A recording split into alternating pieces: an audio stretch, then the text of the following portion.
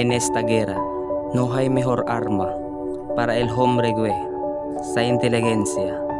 No hay otro pwerba sino su corazon. Ang nobelang ito ay aking isunulat upang may parating ang karahasan ng mga dayuhan na ang tingin sa atin ay indio lamang at walang karapatan. Magsusulat ako sa alaala ng aking bayan. Ako ang aking bayan. Ese es Ese.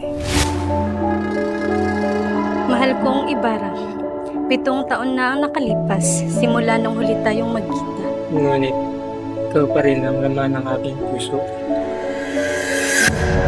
Mga kaibigan, pinakikilala ko sa inyo ang dahilan ng pagsasalo na ito. Ang anak ng nasira kong kaibigan, walang iba kundi si Don Crisostomo Ibarra.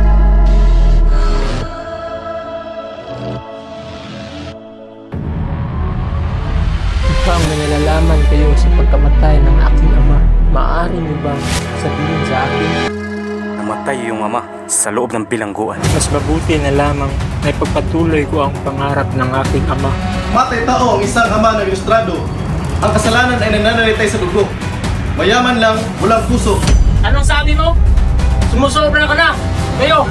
Lumayo kayo kung hindi nyo ibig pumatay!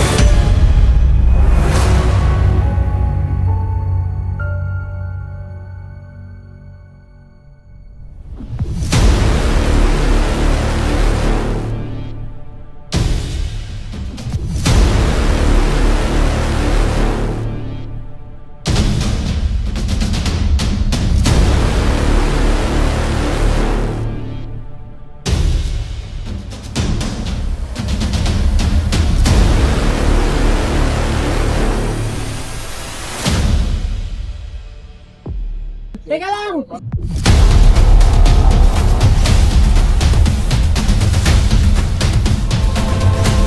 Mga Pilipinong may pangarap para sa kanyang bayan, ang nagdurusa at nagbayad ng mga kasalanan ng mga naggugulag-gulagan.